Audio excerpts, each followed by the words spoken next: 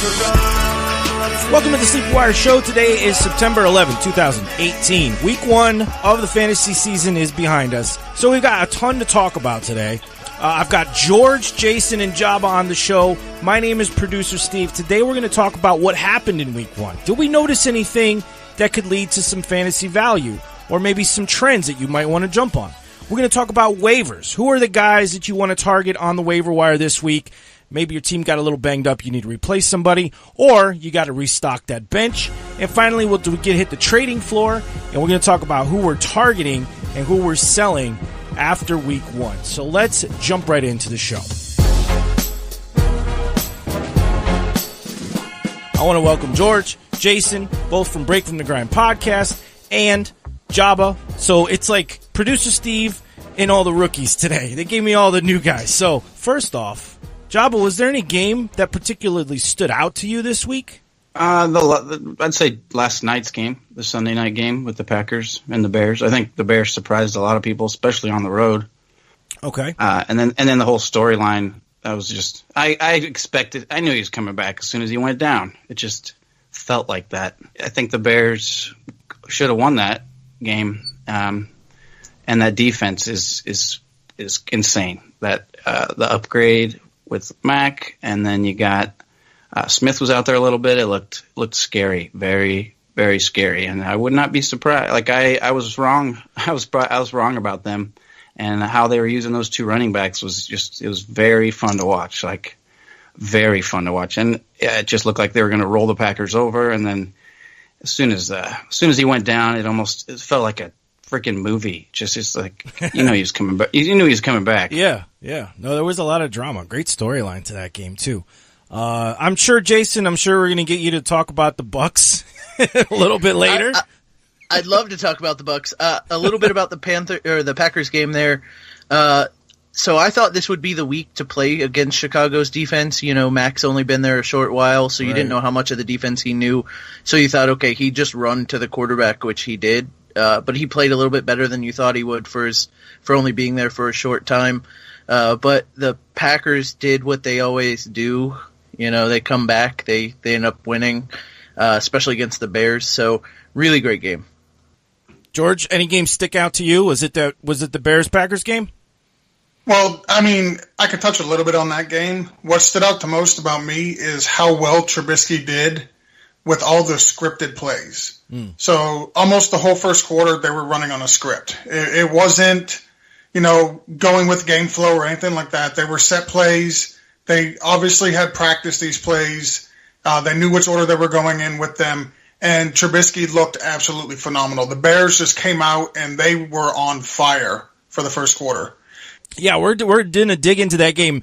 That's going to be the last game we cover because we're going to start with the Thursday night game, the Eagles and the Falcons. Any of you have any idea what the hell the Falcons are doing when they get to the red zone? I don't know why you're asking us to figure it out when the Falcons coaching staff can't figure it out. They got no clue what they're doing. I mean, 4 straight runs. Okay, I get it. You got Devonta Freeman back there. I get you got Tevin Coleman.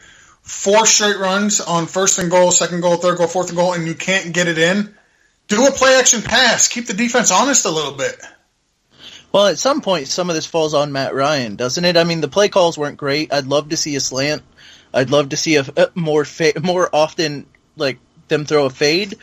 And they just basically had Julio run right up the seam, be triple covered, and then Matt Ryan threw it away. He didn't look for anybody else, and he just – at some point you have to put the ball in play, but 3 out of the 4 last – passes he threw were out of the back of the end zone and into the first row of the stands. You have to try and find a way to put that ball in play, don't you? Yeah, Sarkisian, I'm not sure what you're doing. The play calling was weird. They converted 4 of 15 on third down. Like, what? That's bad. It's real bad. Yeah. And the Eagles' offense didn't look so great either. No, not at all. At all. Well, I think people are going to be concerned. Well, at least my concern, if I'm a Julio owner, is this going to be a repeat of last year? I mean, you'll get those yardage games, you'll get those PPR games. You might not get them every single week, but the touchdowns might not be there to keep you afloat if they're not looking for him in the red zone. Well, so he still had a very good game, though, right? Yeah, so he had a great game. So, especially in a PPR, you're going to hold him. You're going to keep him all year and be happy, even if he gets no touchdowns like this week. Yeah, but if he can do that every week, though. Let's jump to the Eagles real quick. We already kind of mentioned Foles didn't look very good. Nelson Aguilar, though, really filling in for Alshon in terms of PPR scoring, but only 33 yards on 8 catches. So is this a guy, if he's available in your league, are you going to grab him this week just based on the PPR score alone with 8 catches? Yes, I am. I still think even when Alshon comes back, I still think he'll be the best wide receiver on that offense. Why do you pick him, Nelson to be the better wide receiver? I think overall he's more gifted, he's more talented, he's got better hands. He's healthier, he's getting the rapport with the quarterbacks. I just think Aguilar's the better overall talent. I think he's the better overall receiver. All right. And Jeffrey has like 4 separate injuries. I don't think he'll be right the whole season. Yeah, so that's what would give me pause is the injury to Jeffries. But I don't go out and get Aguilar if you don't have him. The yards per catch really concern me, but what concerns me more is the report where Wentz doesn't know when he's going to start playing again. So I think there's better waiver wire pickups right now than Nelson Aguilar, especially not knowing what Philadelphia's quarterback situation is going to end up being from week to week. Let's move on to Bengals and the Colts. I think the Colts could have won this game. The big question I have about this one, guys, both of these teams last season had subpar offensive lines, which caused a lot of their issues. What did you see in the trenches between these two teams in the offensive lines? Did you see improvements? I didn't see any real improvement from the Colts. It looked like Luck had to move around a whole lot. He got nailed one time because he didn't give himself up early, and then there was a cheap shot to his head. But he took a lot of shots in this game. And I guess a positive takeaway is he stayed in the whole game. He took a lot of shots. He didn't re-injure himself. But I'm still worried about that Colts offensive line. Yeah, the Colts offensive line looked really shaky. They had no resemblance of a run game at all last night. Hines looked good. In PPR, he did. I'm still concerned about him being able to hold on to the ball. He did good yesterday. He didn't have any fumbles, but I think he's going to put it on the ground a couple more times this year, and one of them is going to be in a big spot where they're going to trust him, and he's going to cough it up. But I know for sure I want no part of Wilkins. Yes. And I think I don't know about Ebron's. He might have a couple more of those, but you really don't know who it's going to be between Doyle, and I might think about picking up Brian Grant. I would listen. If Andrew Luck's going to go out and throw the ball 53 times in a game, I want the wide receiver 2 on that offense. I don't care who it is. That's what I was thinking. Right now it's Ryan Grant. Yeah, I mean he's not a particularly good player, but like he's part of a offense that's gonna, like you said, it's gonna move the ball through the air. So somebody's gonna catch it. They got 3 or 4 guys there that can do it, and he's one of them. What about the Bengals, guys? Did they look better than they looked last year? Mixon had quite a nice game. Yeah, so Mixon looked great, right? So he slimmed down, he looked faster, he looked more decisive when he got into the hole. Obviously, he had a bunch of yards, he had a bunch of catches, and all of that's great for fantasy. But I'm looking at that Colts defense going, I thought Dalton was going to have a better game. Yeah. I mean, 21 for 28, 243 is not a bad game, but when you're going up against what everybody expects to be the 32nd best secondary in the league, you expect a little more than 2 touchdowns. So I was hoping for a little more from Dalton. I did enjoy watching Mixon play well, and I think a lot of that is their coaching staff finally pulling their heads out of their whatever you want to call it. They're tiger horse. Bye-bye, Gio. And Gio took a step back and gave Mixon a nice large workload. All right, let's move on to the Vikings and 49ers. The Niners had more first downs, about as many yards, and a higher yards per play average than the Vikings, but yet they lost the game. So what was it? Was it coaching? Was it Jimmy not playing well? Do the skill positions suck? Or was it the Vikings defense? What was your take on this game? Well, Alf Morris sucks. He did not help them. Losing McKinnon sucks. If they had McKinnon, they would have won that game. I don't know if they would have won it with McKinnon. I'm going to give all the credit on this to the Vikings defense. That defense is just that good. Mm-hmm. Well, so listen, Garoppolo, everybody's going to look and say he had 3 interceptions. One of them was a ball that bounced off a wide receiver's hands right into the defense's hands. You can't put that on Jimmy Garoppolo. It went right into his guy's hands. The wide receiver fell down, and the ball went right into coverage. So I only give him one of those 3 interceptions as a bad play. What I did notice, though, is Alfred Morris fumbling on the goal line. They lost Goodwin early. Kittle stepped up because they lost Goodwin, but the weapons around Garoppolo are just not that good. I think Goodwin's going to be all right. Is what they think. I'm excited about George Kittle on that offense. I think he's going to be a very viable fantasy tight end all year long. So, is there any value in that running game then? I mean, if you're an owner who saw the McKinnon injury, and if you grabbed Alfred Morris, are you holding on to him for a little bit longer just to see if he does anything? I do. They got a 50-50 split, right? So it was they carried the ball basically equally, even though it should have been a burrito style game with them being behind all game and him being what's supposed to be a pass catching back.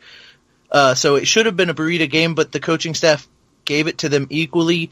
Hopefully it's just rust that was on Alfred Morris and he won't fumble as much. And I hold him for at least another week. Minnesota side, I don't know if there's a lot to talk about. I mean, Kirk Cousins looked okay. Yeah, I don't think there's anything on the Vikings that surprised us. We kind of knew what we were getting when we were drafting Vikings and defense and everything else. So let's move on to something that surprised me in the Patriots-Texans game. The big surprise for me was Philip Dorsett. 7 yards for 66, seven catches rather for 66 and a score. Is he the new number 1 wide receiver in New England? No, I still think Chris Hogan is the best wide receiver on that team right now. I still think he's the number 1 receiver until Julian Edelman comes back. Well, I would think Gronkowski would probably be. Well, yes. I mean, Gronk is the best offensive weapon on that team. Yeah, no doubt. I think he's in for a big year if he stays healthy.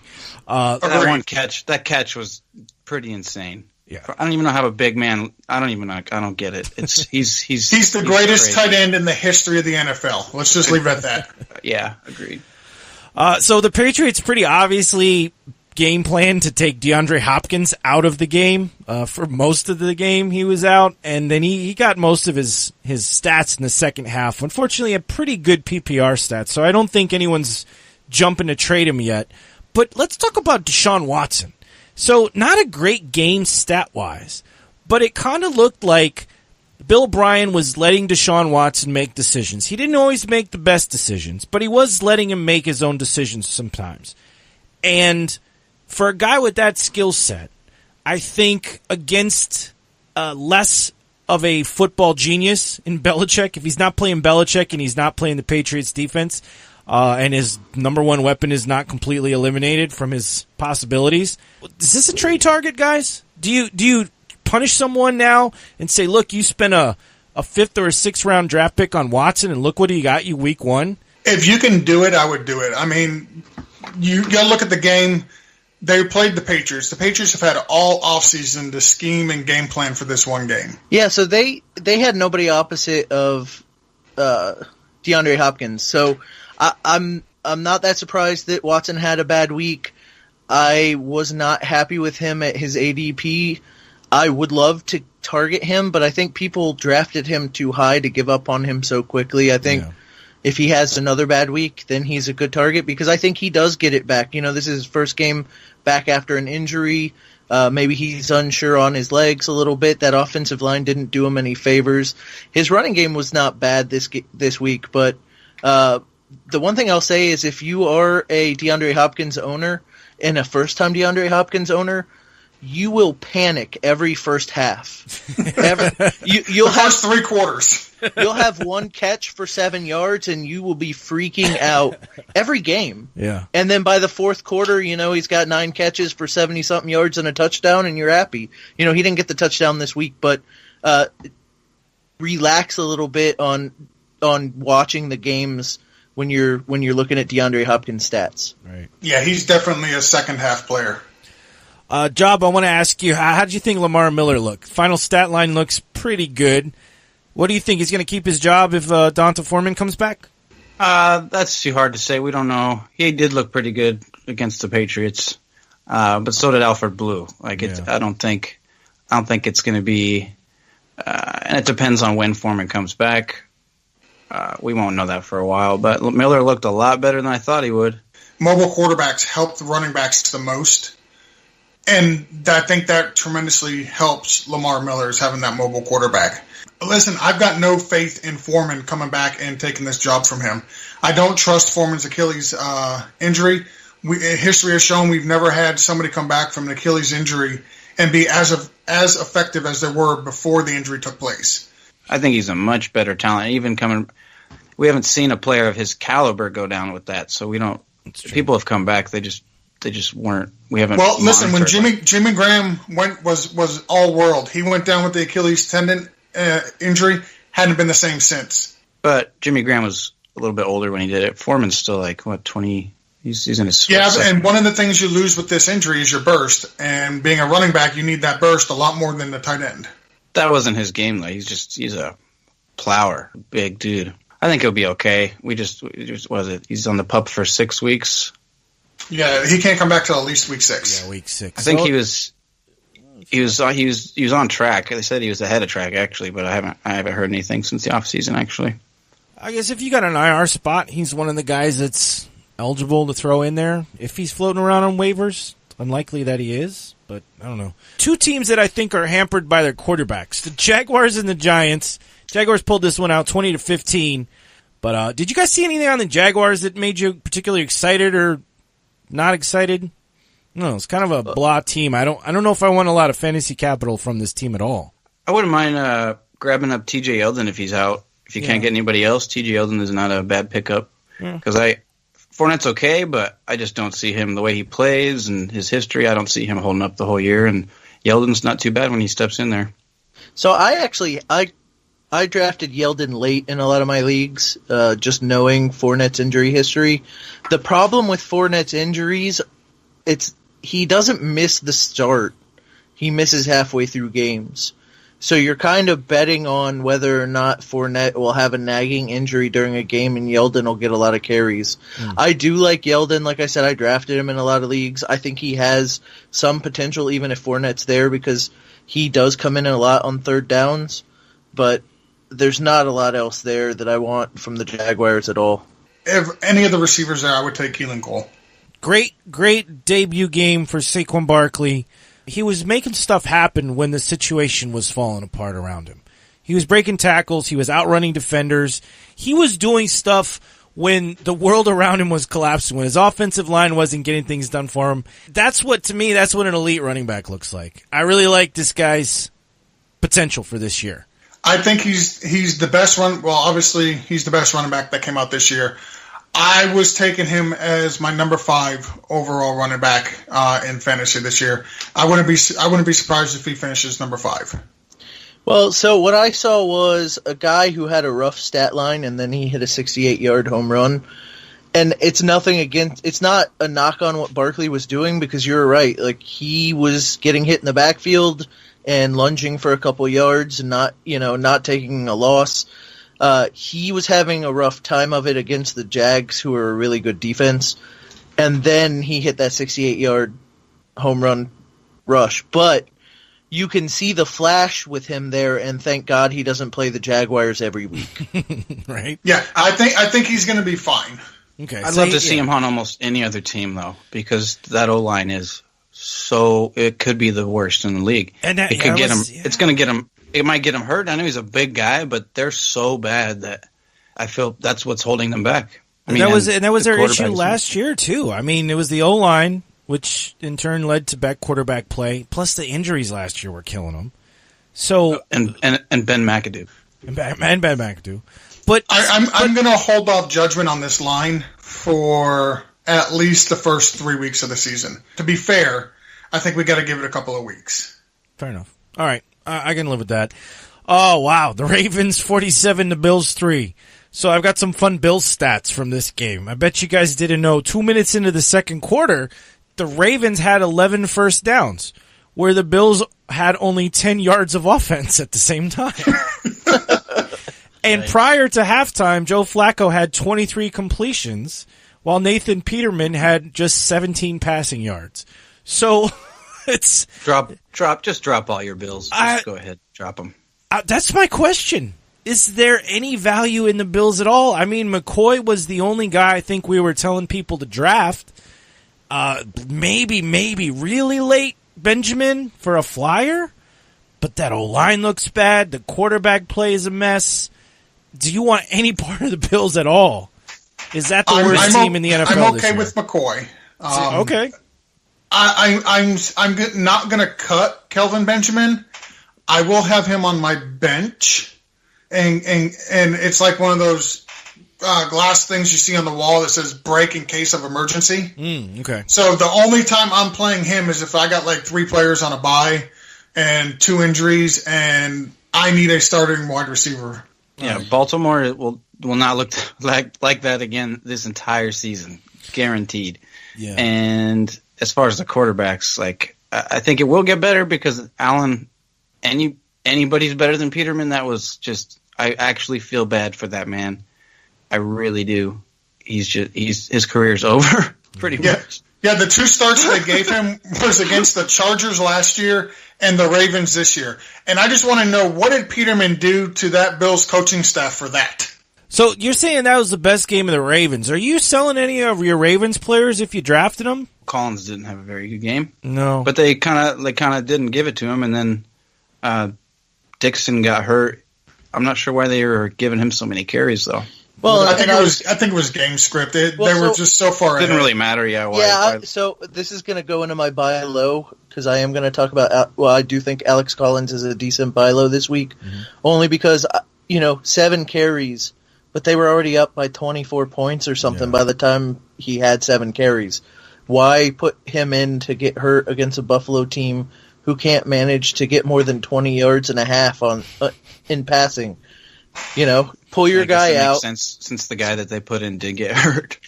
Well, and that's exactly right. Like I think Collins is better than what he showed, but he had 7 carries because they didn't need him. Let's move on to the Dolphins and Titans. George, I'm going to pretty much let you take this one. I want to see what you saw from your team in the Dolphins. What'd you like about them this week? How'd they look? They looked okay for the 7 hours and 10 minutes that the game took to play. Did you watch? Did you watch the whole thing?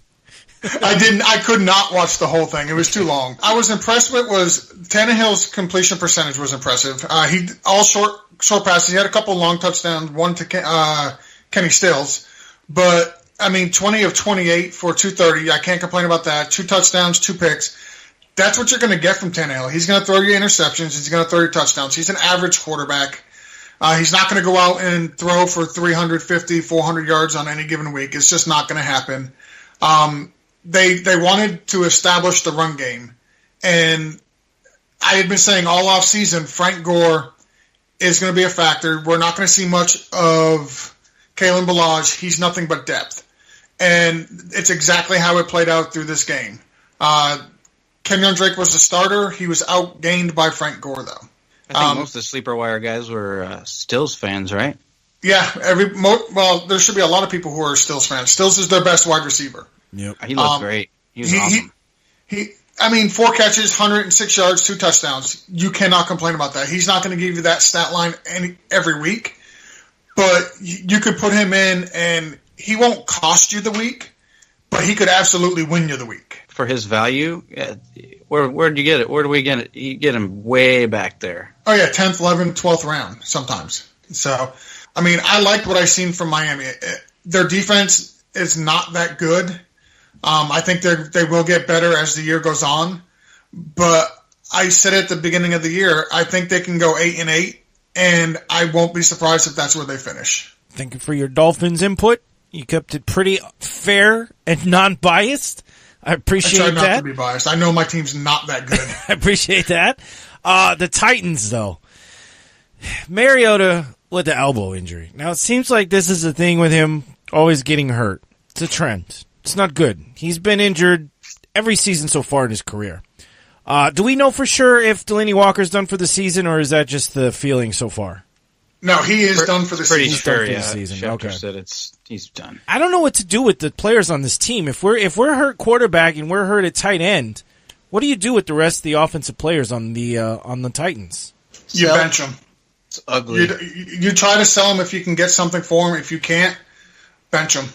If you're not having Mariota back there, I'm good. I don't want to start Corey Davis. I don't want to start Jonnu Smith. I may start Deion Lewis and Henry only because I'm probably going to have to due to their positions. But other than that, I don't want nothing to do with anybody on that offense. Yeah, their backup's Blaine Gabbert, right? Yeah, it's Blaine Gabbert. Don't play the song, please. I'm not playing the song. Don't worry. Honestly, when Walker went down, I think Corey Davis ended up with 14 targets. So maybe I start him here and there just to see what his target share is going to be. Yeah. Because there really is no other target there. Lewis. So I've been of the mind that if this team is up, it's going to be Henry getting the workload. But when this team's behind, it's going to be Lewis just because of the style of players they are. Yeah. If Mariota's out for any extended period of time, that just means Lewis is going to be on the field a lot. Yeah, and that was kind of surprising to me, the amount of carries with Lewis was 16 and Henry only got 10. I thought they would be skewed the other way, for sure, if not closer to 50-50. But that's a significant amount more carries when you're talking about the amount of involvement that he had. So that concerned me a little bit as a Henry owner in one league. Yeah, like I said, if they're actually up in the game, I think you're going to see Henry get fed. But now after losing to the Dolphins and losing their tight end and quarterback, you have to play somebody Bills level bad to think that they're going to be ahead in a large portion of these games. Okay, all right. And Jonnu Smith is worth a waiver claim if you are doing really bad. If you really need a tight end. Buccaneers and the Saints. On the notes on the show, I just put LOL space WUT. Lol what? I don't know what to make of this game. Ryan Fitzpatrick's stat line blew my mind. Jason, you're a Bucs fan. Tell me what the hell is going on here. And so are we going to see these? I guess the question is, are we going to see these two teams perform fantasy-wise at this level again this year, or is this just a bonanza? So I think you'll see the Saints score at this level again because their offense is and has been consistently great. This just in, Fitzpatrick just threw another long touchdown pass. We're now into Tuesday, and he just threw another one. Still doing Still going. So no, I don't think we'll see this again out of the Bucs, but I am a pessimistic Bucs fan. There's one thing I think that's at play is they have a new signal caller, and you know how they figure out quarterbacks? I think they'll figure out the signal caller. They didn't have any kind of real game flow, game script from him before. And, on 3rd and 1 and 3rd and 2, the Bucs typically would just run into the back of their offensive line and fall down. But in this game, every time it was 3rd and 1, 3rd and 2, it was just another bomb pass. Yeah. Straight down the field, Deshaun Jackson, Mike Evans, Chris Godwin, they all got into it. But if you look at when they threw those passes, it was 3rd down. And where did the Saints defense go? Yeah. Where did they go? They just didn't have the speed. The Bucs offensive line looked really good, or the Saints defensive line looked really bad, and I guess it'll take week 2 to figure out which is which, or maybe a combination of both. But you couldn't have seen much more right out of the Bucs offensively and much more wrong out of the Saints. All 3 receivers, I don't know how the tight ends did, but all 3 receivers, even Godwin, contributed. And I would sell high on Jackson if you can. Yeah, well, so if he got concussed, so if he wasn't concussed, I think you could sell high on him, but we'll see. I think you could still sell high on him.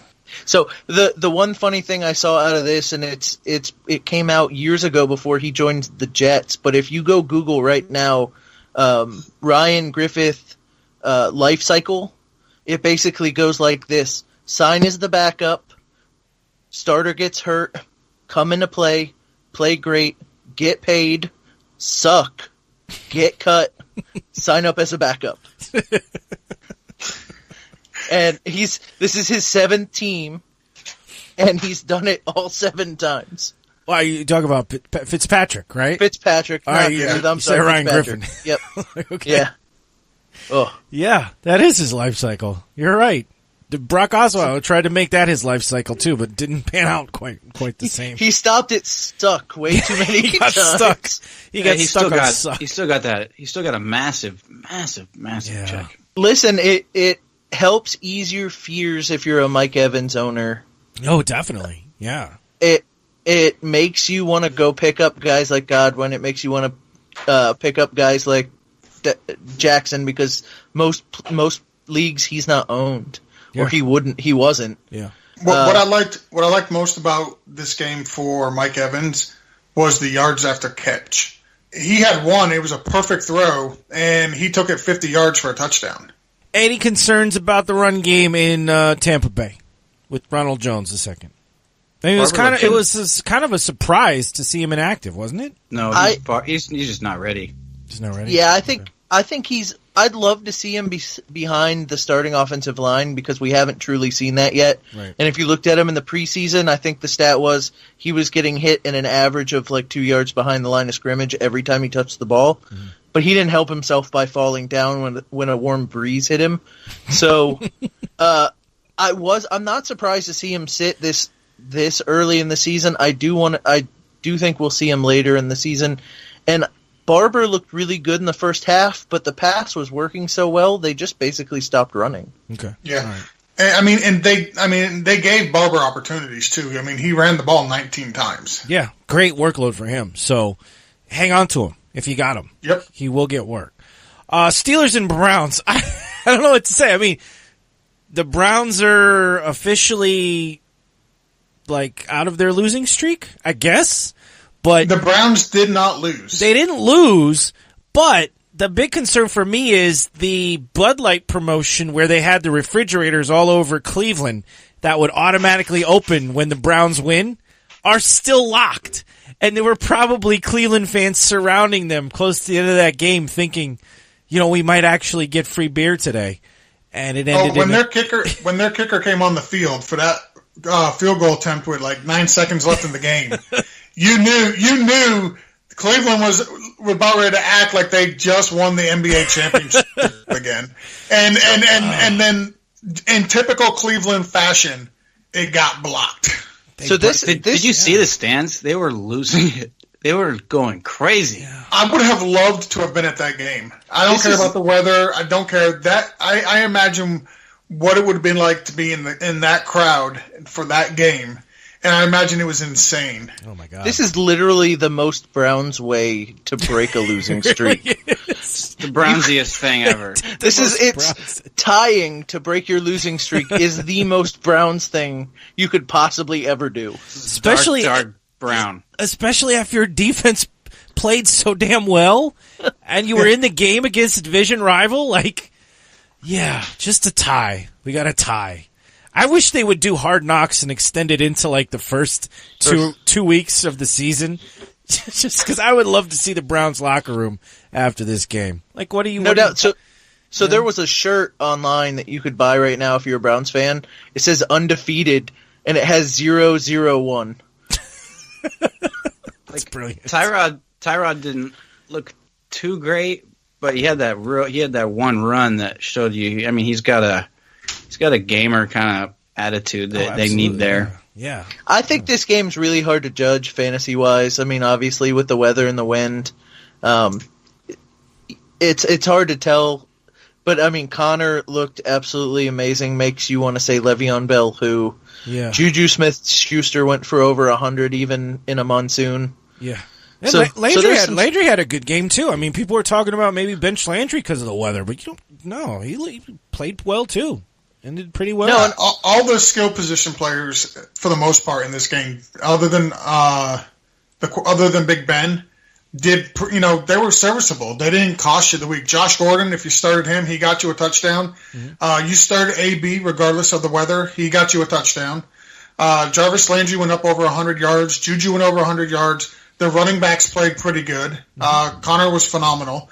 I mean, a whole lot of questions about, do I start these players? Do I bench them for lesser players? And at the end of the day, other than Big Ben, which he was on the road, so you probably shouldn't have started him anyway.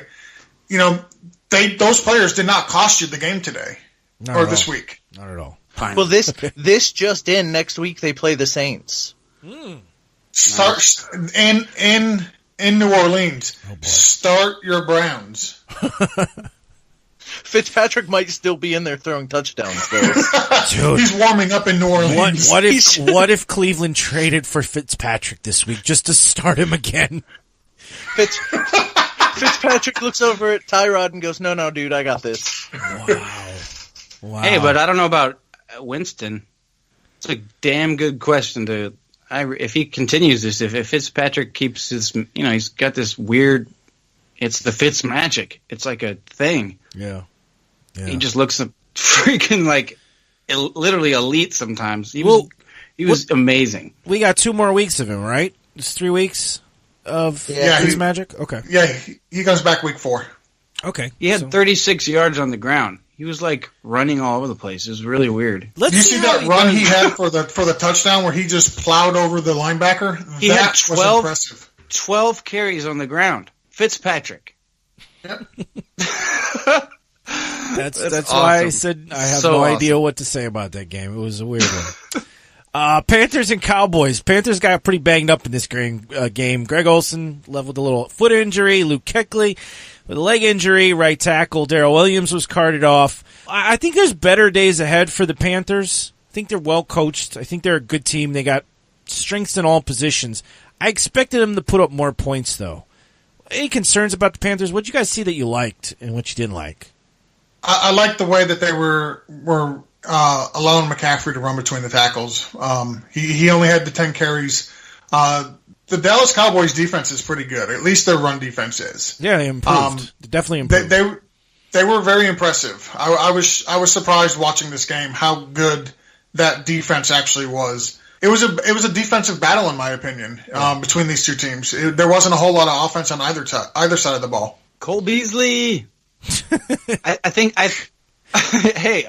he will do that all season. 14 points in PPR. He will be that. He will be that almost every game. Virtually for the value. Free, you can still go get him. Yeah, he hasn't been drafted hardly anywhere. Everyone was looking at Alan Hearns or Terrence Williams to take up the slack. George, talk to me about Zeke. What happened? Just didn't get enough touches, or what? So I think it's a combination of things. So I've been really high on Zeke all year. Coming into the season, I was saying he was my number 1 running back. I'm not going to waver from that yet, but I've got pause for concern. And it was only because how incapable the Dallas Cowboys offense was on moving the ball. I mean, they said they talked up all offseason how they had new schemes and they were going to come out with a couple of trick plays and do different things and whatnot. And when they lined up, it was the same thing over and over and over again. They had no originality, nothing different. Their best weapon is their running back. And in today's NFL, that's not going to cut it. Outside of him, they have 0 playmakers. Like not one. Not even close to one. So I don't know. It looks bad. Dak looked real bad. Yeah, I mean Zeke saved his day with that touchdown, but Dallas has got to do something. They need another playmaker on the offensive side of the ball. They need to trade for somebody or. If only there was a wide receiver that knew the system and didn't have a job. Probably still has some property or at least a place to crash in Dallas, has some friends. He's trying to sell himself to the Patriots. Might even still have his Texas driver's license, for Christ's sake. So yeah, if only there was that guy. But I guess since he's not out there, that's not to be. We'll see what the Cowboys do. I think they could. There's definitely room for improvement on both teams. I'm a little concerned about all the injuries on the Panthers, so I'm going to watch that because it's a lot of hits to take in the first week. Chiefs and Chargers was a pretty good game. Mahomes gunning it today, or gunning it this week. Tyreek Hill, who, and I quoted George in this one, who you once said on Mock Metal Monday is basically the same player as Sammy Watkins. I couldn't believe it when you said that. I think you were talking about their draft value or something. You said you could get get Watkins later and get essentially the same production from Hill. Do you still feel that way? Because Hill looked phenomenal. So I don't recall ever saying that, but I'm also the type of person that will only admit when I'm right. No, I know what you're talking about, and I have no problem saying I was 100% wrong. Watkins is going to find his place in that offense, though, right? I think he will. Not enough to make him playable. Well, that's what I'm thinking. Is he a guy that maybe you'd grab now? No. Well, I mean, people already have him, but yeah, but I mean, they probably not too thrilled about having him after seeing what happened this week. He might be a kind of a low value. I wouldn't. I think there's better. There's tons of wide receivers to go get this week. Okay. All right. We'll get into that. Hunt looked okay. You'd like to see him get maybe closer to 20, 25 carries, but not a great game for him. Then again, it was a lot of deep passes. It was a lot of passing. It was the Hill show. Yeah, it was the Hill show. Yeah, it was all the freak show. The Chargers, though, we expected big things offensively from this team. Good defense. We expect this team to do pretty well this year, and they did. Keenan Allen was good. Rivers was good. Mike Williams was the guy, not Tyrell Williams. But let's talk about this run game. Boy, Melvin Gordon really showed that he has the pass-catching chops. And Austin Eckler was involved quite a bit as well. Do you see both of these guys being very involved throughout the season? Oh, yeah. I see both of them getting significant playing time. So they see a lot of Danny Woodhead and Eckler, and I think he can be quite. They can use him the same exact way, and you saw that on Sunday. So they played what is a very bad defense that has a team that throws the ball deep and gives the ball back pretty quickly. So they had a lot of plays. The interesting thing is Eckler was only on the field 27% of the time, and he ended up with 87 yards receiving and 39 yards rushing. He had over 100 yards with 27% of the share. So give me that every week. If he keeps doing that, his percentage is going to keep going up, even if Gordon's great, because you're going to want to make sure Gordon doesn't hurt himself. So if they're up, they'll use him even more. So what scares me here about these two is last year, and it was a lot less, but if you had Gordon when Eckler was starting to make a little waves last year, it was Gordon between the 20s, and once it was third down or inside the 20, Eckler would come on the field, and you'd start getting that panic in the pit of your stomach, like they were going to take all the goal line work, all the pass catching work away from Gordon.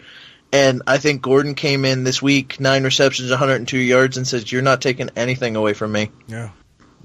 But if Eckler's out there, you gotta get him. He's definitely one of the top running back pickups. And handcuff wise as well, for sure. We skipped over Hunt. Him and Kelsey just did not show up. But Hunt looks kind of like the same way he did at the end of last season. It didn't look so good, and he had the touches. So yeah, but are you really concerned about Hunt or Kelsey at this point? I mean, it's only week 1 of the season. Not Kelsey, but maybe Hunt, just because he's only looked really great at the beginning of last season, his rookie. He looked great at the beginning of last season. There was a lull in the middle of the season, and then he looked pretty good at the end of the season. I mean, he's coming off the season where as a rookie he led the NFL in rushing yards. So I don't tend to panic after the first game of the season, because the first game of the season is always the flukiest, the weirdest. Whatever's going to happen is typically going to happen the first week.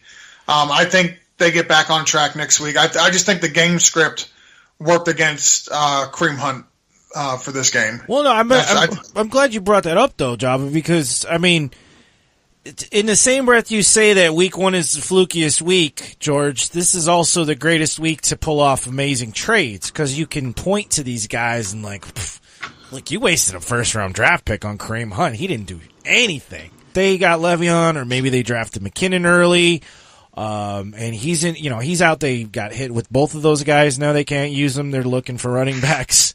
you could offer him some stuff. Let's actually talk about one of those guys in the Broncos-Seahawks game. Jabba, I'm going to let you chew on this one because you're the Broncos fan. I want you to talk about this game, what you saw from Keenum, the wide receivers. Talk to me particularly about Philip Lindsay, though. Keenum's going to have to play better. That was he did what he needed to do, but we got kind of lucky there. And that touchdown on the line, I'm not going to lie, that was a very close call that went in the Broncos' favor. But Philip Lindsay, I've been talking about him since the preseason. I wasn't smart enough to draft him in my redrafts, but he is definitely worth a pickup. I'd probably lean towards Eckler if it came between the two of them. But it's just like the other running backs we've been talking about. It's a game flow kind of thing. Like if going forward, you will see a lot more. I think the Broncos in general are going to be better than people thought they were. So we will be when we're ahead in games. It's going to be Royce. But Philip Lindsay is a special kid. He had 2 awesome special team tackles. Terrell Davis gave him his number. I don't want to get too excited, and I think I'm probably going to spend way too much fab on him. But I wouldn't be afraid of grabbing him. I think he is Booker. Go drop Booker. Booker's totally done. But I didn't think this was going to happen because I didn't think Vance Joseph was smart enough to do this. But I think he is because that kid's got some talent. I can't believe he was undrafted. On to the Seahawks, whose season didn't get any easier. With Doug Baldwin's injury, they turned to Brandon Marshall. And somehow, Russell Wilson is a special talent. This guy, still 3 touchdowns, almost 300 yards, 2 interceptions. But, he's really the only piece of fantasy value I think I want on this team. I'm out on Seattle this year. You guys feel the same way? Oh, I do. So, by the end of this game, they were calling Jabba out of the stands, saying, "Hey, you go deep, Jabba, because there's nothing else left to throw to." And but his stat line ended up not so bad: 1933, 298 yards, 3 touchdowns. Lockett is hit and miss. Yeah. So if you have absolutely nothing else, I guess maybe you sign him. Brandon Marshall, 3 for 46 and a touchdown. Man, that team is just brutal offensively right now. I think Baldwin could be out for a little while, and I feel so weird saying it, but I think Brandon Marshall is definitely worth a pickup if you're real desperate at wide receiver, because Graham is gone. Russell needs that red zone target, and wouldn't that be a good spot? Marshall's the guy. It's not a lot. Marshall had the most targets. Wouldn't that be a good spot for Dez too? Shoot. Oh God, yeah. That's what they're so dumb for. It needs to. It's the fact that he's not going there, or there's a lot of teams that could really use a receiver, and if it doesn't happen here soon, it's just I don't see it happening at all. Will Disley? Is this guy's name? That scored 100 yards and a touchdown. Who Disley? Who Disley? I like that. Who Disley? Who is? If I pick him up in any of my leagues, that's what I'm naming my team from now on. Who Disley? Who Disley? Well, are you picking him up on any teams? If I have a Greg Olsen, a Delaney Walker, I'm putting a claim in for him. I'm not going to make it my top claim, but if he falls to me, I'm willing to take the chance because, let's face it, Russell Wilson, as great as he is, has to throw it to somebody. Yeah. Yep. I think that depends because there's still a lot of leagues where Kittle's available. He right. is a guy that was possibly drafted real late in your draft, but he is a guy that's still available. So if Kittle's still out there, who dis? But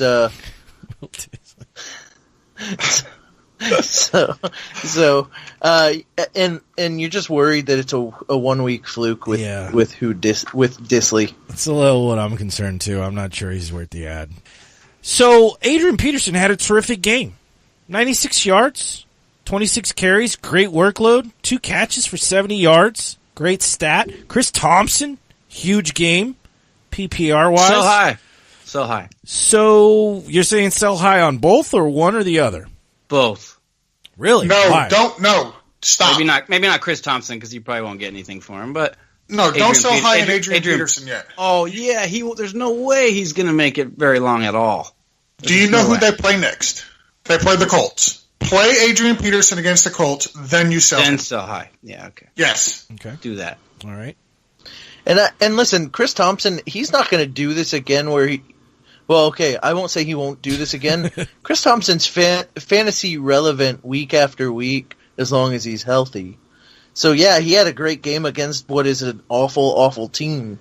But it's not like he hasn't done this kind of thing before. He's a good player when he can stay on the field. Yeah, he's a very good player. He's got a niche in that offense. He's definitely the pass-catching back. They're going to give him some opportunities to run the ball. I think they want to limit his opportunities to run the ball, though. And that's why I think you'll see Adrian Peterson, he will get a bulk of the carries. He'll be the workhorse back running the ball. I rode Adrian Peterson to a win this week. I'm going to ride him to a win next week, and then I'm looking to sell him after I get 2 good games from him against 2 really bad defenses between the Cardinals and the Colts. Yeah, if I'm a Carson Wentz owner, I might stream Alex Smith next week. I mean, he looked good. He looked Alex Smith-like, very efficient. 21 of 30 for a nice, little yardage, no interceptions, couple touchdowns. Like, he's a nice, safe play next week. If I want to keep it safe. I think Alex Smith is always a safe play. Yes. He's a very safe quarterback is what he is. But I mean, he looked good in this new offense. Like, he looked like he had a good feel for it, which made me feel good about the players and also their potential. I think Thompson's going to come along. I think Crowder's going to have better days. Jordan Reed's going to have good games too. Just I'm excited about the Redskins offense if the offensive line can stay healthy. The Cardinals against that defense because I'm not sure what happened to them. They're supposed to, especially with those cornerbacks. I don't know what happened. Yeah, he looked good against them. They did. The Cardinals, though, I want to talk about them. We didn't really get a lot of chance to look at them because they didn't have the ball very much. So you didn't get a lot of looks at Bradford. David Johnson had an okay day, not really what we expected from him. Larry Fitzgerald kind of saved his day in the end of the game. I think Ricky Seals-Jones was the guy that we were really looking at as potential sleeper, potential breakout this year. He had a shot at the late touchdown. Other than that, 3 for 19, not a great game, but he's probably still out on waivers. So if you're looking for some tight end help, maybe you lost Walker, maybe you lost Olsen. RSJ might be a good opportunity. Anything in Arizona you guys saw that, like, is this team kind of right now? I think they're going to struggle all year long. I think so too. They're going to have inconsistent play from the quarterback all year long, and it's just going to kill them. I think so too. Yeah. Yeah, and this is, I think, my very first Sleeper Wire show. We had a who's going to be your top 10 bust. And I called David Johnson, and it's not because I don't think his talent's bad. He certainly didn't have an awful game. There were running backs that had worse. But as inconsistent as Sam Bradford is and as bad as the weapons around him are, man, teams are just going to focus on him. So I have, hey, buy low, right? Maybe it's a 1 week fluke. Shit, if you could get Bradford doesn't even look like he cares. I think we'll see Rosen pretty quick here. I think so too. Fitzgerald still had a great game. Yeah, I think you got to count on Fitzgerald always being pretty solid. I'd like to see them move Rosen in. Maybe if they lose 2 or 3 in a row here to start the season, they'll get Rosen in there. Let's talk about the best game of the week so far was the Packers and the Bears. All 3 of the receivers on the Green Bay team, Cobb, huge game. Adams and Allison all found the end zone. So I think if you don't own a piece of Green Bay offense right now and you can get Allison or maybe Cobb on the waivers, do it. But in terms of fantasy value, did you like what you saw in the Packers? And did you like what you saw from the Bears mostly kind of in the beginning of the game when they looked good as opposed to the end of the game where they didn't look so good? So I liked what I seen from the Bears when they started. I liked the fact that they were actually using Allen Robinson. He is always the type of wide receiver. He's always been that you need to throw him the ball and allow him to go up and get it. And they were doing that the first half, and they got away from it in the second half. So I liked what I saw out of Green Bay, especially in the second half. Aaron Rodgers coming out and strictly playing out a shotgun because he couldn't drop back. He couldn't scramble at all. He couldn't scramble. I was thinking when they were driving down the field, and luckily they scored pretty quickly. Cobb hit that 70-plus yard touchdown. We didn't have to have that Byron Leftwich moment where his offensive line wasn't carrying him down to try and get up to the ball before they got to delay a game or anything. So the only thing I'm worried about here is I just scrolled over to CBS to check on his injury, and they're saying they're not 100% sure he's going to play week 2. So that gives me pause on guys like Cobb and Allison, just because if Aaron Rodgers doesn't play, that value drops drastically. All right, so guys, that was all the games. We went over some fantasy potential. We're going to talk now about waiver wire targets. I'm going to ask each of you guys to think of maybe like 2 or 3 names of players that you're targeting for sure on the waiver wire this week. Give me a pretty obvious guy, and give me one guy that people might use for like a deeper league. Maybe almost you might call him a sleeper. We'll start with Jabba. I haven't heard from you in a few minutes. Well, I said before that Phillip Lindsay and Eckler and Hines are all, and Yeldon, but I think the top priority should be Eckler. See what I did there? If he's available, he's going to get the most touches out of all 4 of these guys. And then there's Lindsay. Like I said, it's going to be game flow for him, but he's available in all of your leagues. Oh, yeah. Every league. So he's definitely worth a claim. He will be a part of the offense every week. And then same with Hines. If they're out there, those are the 3 running backs that I'm looking at. All right, George, give me a couple waiver wire targets that you're looking for this week. All right. The first one I'm going to go with is John Brown from the Ravens. They've been talking him up all offseason, saying he looks phenomenal, he's healthy, and we've seen John Brown be very productive. The sickle cell trait that he had in his legs kind of derailed him the last 2 seasons. If that is actually under control and it's better, I think John Brown's going to be somebody you'll be able to play week in, week out as a flex. Last week against Buffalo, 3 for 44 and a touchdown. Not eye-popping numbers, not world-breaking numbers, but I think it's as the season goes on, I think he's going to push Crabtree for the number 1 wide receiver there. We all know Joe Flacco loves to throw the ball. That's all that they like to do really is throw the ball. So I think John Brown's somebody you can go out, if he's on your waiver wire, I would pick him up and add him, and you'll be able to plug him in almost every single week as a flex at the minimum. Another guy I'm looking at in deeper leagues is Brandon Marshall for Seattle. If Doug Baldwin misses significant time, Brandon Marshall's their number 1 wide receiver. He came away from this last game. Let me pull up his stats real quick. I thought I had him. Here they are. 3 receptions, 46 yards, and a touchdown. He received most of his targets after Doug Baldwin went down to include the touchdown. So if Doug Baldwin misses 3 or 4 weeks, like I think he's going to, I think he's going to miss multiple weeks. I think Brandon Marshall is somebody you can go out, pick out, and plug in right away in place of Doug Baldwin. So that's like a wide receiver 1 or 2 for most people, though. You'd put Brandon Marshall into that spot, or I'd flex him to be safe, but you'd put him right up there? You could plug him into your lineup. He's at least a flex week in, week out. All right, depending on your league size. He's not an exact replacement for Baldwin, though. No. He slides into the number 1 receiver in that offense. Okay. Gotcha. He's not going to replace. I don't think he'll replace the Doug Baldwin numbers. No. But you'll be able to plug him into your lineup as a flex or as a wide receiver 3, and he's not going to kill your team. He'll produce for you each week. Fair enough. Okay. The last one I have, we talked a little bit earlier. Ryan Grant in Indianapolis. He looked phenomenal. 8 catches for 59 yards. He's going to get a lot of targets being the wide receiver 2 in a fully healthy, fully returned Andrew Luck offense. If that offensive line can actually block, he will be somebody you could put in your lineup every week, and he will produce. And there'll be weeks where he will probably win you your week. Wow. Okay. That's a little bold for me. I don't know if Ryan Grant's the kind of guy I can trust every week. But like you said it, I mean, if that offensive line can improve a bit and that Colts offense looks good again, it's a piece of a offense you kind of want to have a piece of. You want to have a we know the Colts are going to throw the ball. Like we said earlier, Andrew Luck threw the ball 50-plus times his first game back. So they're going to throw the ball. They don't have much of a run game.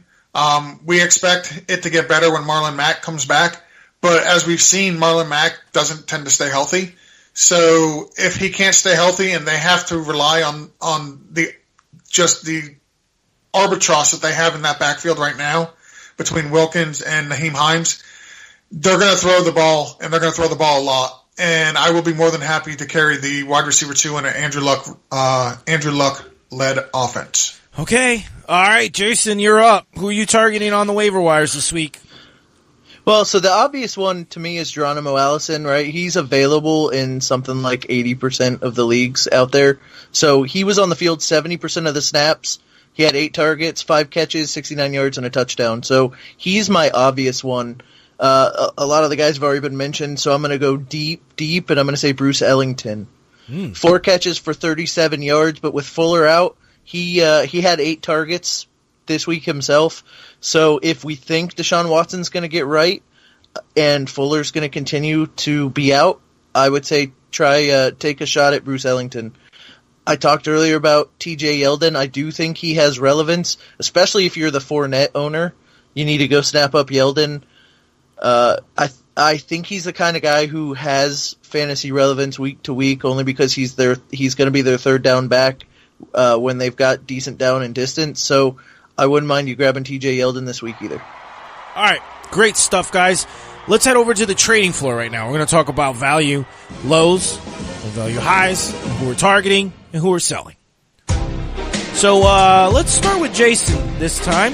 Give me a couple guys or one of each, whatever you like. Who are you selling high on? Who are you buying low? Well, so we talked about it earlier, so I kind of hate that we talked about it earlier, but Adrian Peterson, I am selling high on him. I understand why you want to wait until week 2 after he plays the Colts, but him playing the Colts is one of those things where it's part of the trade value. If you had Doug Baldwin and you need a wide receiver, you need a Stephon Diggs, you need a Thielen, and you think you might be able to get him, sell him this week when he's going to have a really great week next week, and then he can fall off a cliff, but use the fact that he's playing the Colts as part of the trade value. You can always use it as a coercion. Hey, listen, he had a great week against what we thought was an okay defense. He's going to go play the worst defense in the league. You need Adrian Peterson on your team. So he's a guy I'm selling high on. One of the other guys, my buy low is Alex Collins. Like I said earlier, I think with Alex Collins, his biggest issue was the fact that they got up so early and then they just took him out of the game. Yeah. When they're in a dogfight with a team, they're playing the Bengals coming up, and what looks to be a much more competitive game, he's going to get the workload. And he's a guy who had 7 carries. You can easily sell somebody that look how bad Alex Collins was this week. You drafted him early. Let me help take a little bit of that sting away from you. That's kind of what I was hoping you'd give me. Some lines to use to sell and buy, and I like that. You tell the Collins owner, look, he's part of a committee. They gave Buck Allen run. They gave Dixon run. They threw the ball a lot. He didn't get much work. You wasted a 3rd round or 4th round pick on this guy. I'm going to give you Adrian Peterson. Adrian Peterson all day. He plays the Colts next week. He's going to get you 26 points. Let's make a deal. I love it. George, same thing to you. Give me your guy you're selling high and your guy you're buying low. Guy I'm selling high is James Conner. We don't know how long Jason got me excited to sell him. We don't know how long Le'Veon Bell's going to be out, but we all pretty much assume he's coming back. We just don't know when. It could be next week. It could be week 10. We don't really know. But I do know come the fantasy playoffs, I'm going to ride James Conner potentially to the playoffs and then not have him available because Le'Veon Bell's back. So I want to sell him and get something for him that I know I can use all year and not have to worry about, is this the week that Le'Veon Bell is going to come back? Is this the week he's going to come back? Because once Le'Veon Bell comes back, James Conner loses all value. He will go right back to the bench, just like we've seen the Steelers do in the past with D'Angelo Williams. The Steelers tend to use one running back only. So if I've got James Conner and I could sell him to the Lev Bell owner and get like a Stephon Diggs or a Michael Thomas or somebody like that, I'm going to do it all day long. If I can sell him and if I can get a Devonta Freeman or a Dalvin Cook. Okay, yeah, I was going to say, I would do it all day long. Freeman's a good target. You could buy him low. Okay. Yep. That's good. I want somebody I know that when I get to the playoffs that they're going to be there for me, and I don't know I get that with James Conner. Right. Okay. All right. Who are you buying low on then? My buy low is Royce Freeman. And for the exact same reason that Jabba said earlier with Philip Lindsay, I still believe Freeman's going to get the most run in that backfield. I think as the year goes on, Royce Freeman will be the starting running back there, and he will be the best running back in that backfield. Lindsay's going to have a niche role, but I think Freeman is going to be the one that carries the rock the most, that produces the most, and is the most consistent week in, week out. He actually had a pretty decent run this past week. He only netted 71 total yards. Had he got a touchdown, you'd have been thrilled. Yes, he had lost a lot of players on that defense, but they're still not a terrible defense. They lost a lot this offseason, but they're not terrible. They're still a pretty decent defense. So I'm thrilled with what I've seen for his first game in the NFL from Royce Freeman. Looking at his schedule, it's not a terrible schedule at all. You look at the playoffs at San Francisco, Cleveland, Oakland. I'll take that. I think you can ride Royce Freeman, and I think you can get him low by selling the fact that he's in a committee. Okay. All right. Jabba, you're wrapping us up here. Give me your sell high and buy low, guys. Well, George took my James Conner. George, you dick. Unfortunately, you did. Sorry. But that's okay. Jay Ajayi is definitely another one. Sell high? Like we were talking. On Ajayi? Sell high. Okay. Oh, yes. All right. He was almost top 10, which he's only done that like once or twice before. Just kind of the same thing, game flow. He got Algalore and Sproles and Foles executing the Patriots play that they couldn't do perfectly.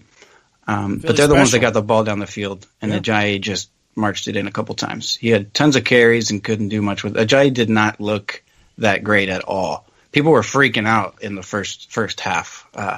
But yeah, he's not going to do that very many times again. The Falcons didn't even show up. So I would definitely try and get rid of him if you can. Somebody, just name recognition, and I think you could get something for him. And my buy low would probably be, I was going to go with Carson, but that seems, we kind of talked about him earlier. I think Breda is a good buy low. Both those running backs did absolutely nothing this week. But I think a large part of that was that defense, just the Vikings defense, just not letting them do anything. And I think Goodwin will be okay. So that won't affect Breda's effectiveness. But I think, or is it Breda? I think either way, they need to get him involved more because Morris isn't going to be the guy that's going to get him down the field. And Morris hasn't been there very long, but I think Breda's the future as far as the running game goes there. Yeah, and you could probably get him for a song. I mean, you could get him thrown into a bigger trade, especially if you're giving up Ajayi. And I hate to tell people to trade away running backs so early in the season, but if you're getting a good value back, it's not always a bad idea. So, if you've got somebody that'll throw you a really good top wide receiver who didn't perform well this weekend or perform what they expected, and Breida as a piece, and you're giving away Ajayi, that might be something to look at. Maybe do a 3-for-2 type of play, where you give away 2 and you get 3. I don't know. There's a lot of opportunities out there. But if you guys have any questions about trades, about waivers, about anything at all fantasy-wise, you can reach us in so many ways. Our website is up. You can go to sleeperwire.com. You can click on free advice, and you can send us a question directly to our email. We'll answer it within 24 hours. We also are available on Twitter. You can reach us at Sleeperwire Show on Twitter. If you want to talk to Jason or George, go to at BFTGPod on Twitter. Jabba's on there at JabbaSW. You can also find us on the Sleeper app. Download that. If you don't have it, this is your first time hearing the show, get the Sleeper app. It's the best tool for fantasy football you're ever going to find. Get the Sleeper app. Reach us on there at Sleeperwire Show. You can reach Jabba at JabbaSW, George at BFTGGeo, and Jason at BFTG Dr. MIL, or me at SW Steve. George, Jason, Jabba, you guys did an excellent job this evening. All right, we'll do it again next week. That is it for us today. We'll catch you next time. Thank you so much for listening, and we'll see you soon.